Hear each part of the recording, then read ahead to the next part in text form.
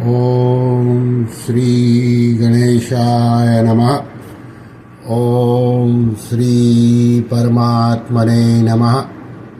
सभी गीता प्रेमी साधकों को सादर प्रणाम के साथ जय श्री कृष्ण। आप सभी को नम्र निवेदन है कि यदि आपको हमारी ये प्रवृत्ति पसंद है तो ज़्यादा से ज़्यादा लोगों को शेयर कीजिए, लाइक कीजिए और हमारी चैनल को सब्सक्राइब कीजिए। इससे हमें बहुत बड़ा प्रोत्साहन मिलता है। आज का श्लोक है अध्याय 8, श्लोक क्रमांक 16। आब्रह्म भुवनाल्लोका पुनरावर्तिनोऽर्जुन मामुपेत्य तु कौन्तेय पुनर्जन्म न विद्यते।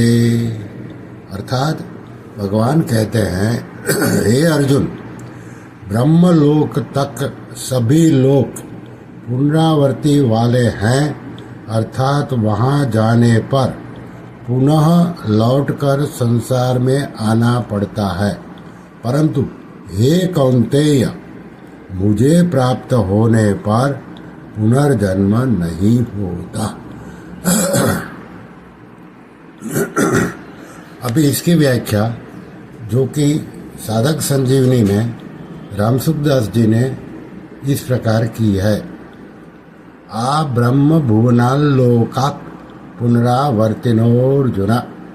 हे अर्जुन, ब्रह्मा जी के लोक को लेकर सभी लोग पुनरावर्ती हैं, अर्थात ब्रह्मलोक और उससे नीचे के जितने लोग सुखभोग भूमियाँ हैं, उनमें रहने वाले सभी प्राणियों को उन लोकों के प्रापक पुण्य समाप्त हो जाने पर लौटकर आना ही पड़ता है।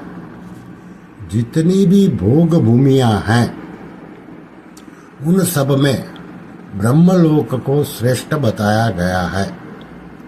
मात्र पृथ्वी मंडल का राजा हो और उसका धन धान्य से संपन्न राज्य हो, स्त्री पुरुष परिवार आदि सभी उनके अनुकूल हों, उसकी युवावस्था हो तथा शरीर निरोग हो, यह मृत्युलोक का पूर्ण सुख माना गया है। मृत्युलोक के सुख से 100 गुना अधिक सुख मर्त्य देवताओं का है। मर्त्य देवता उनको कहते हैं जो पुण्य कर्म करके देवलोक को प्राप्त होते हैं और देवलोक के प्रापक पुण्य क्षीण होने पर पुनः मृत्युलोक में आ जाते हैं।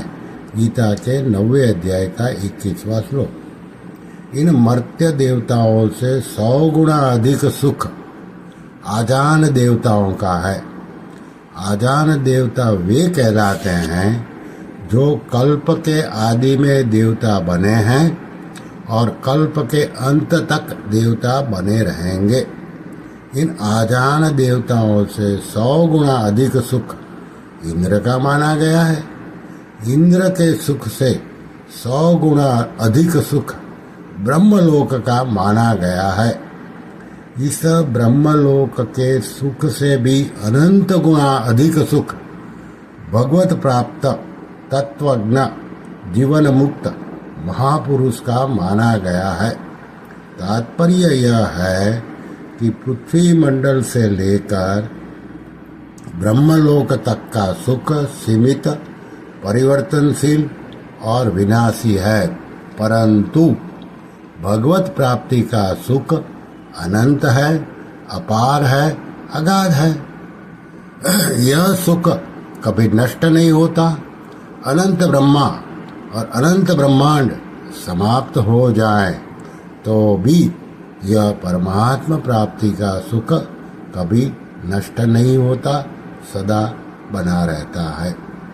पुनरावर्तिनः का एक भाव यह भी है कि ये प्राणी साक्षात परमात्मा के अंश होने के कारण नित्य हैं।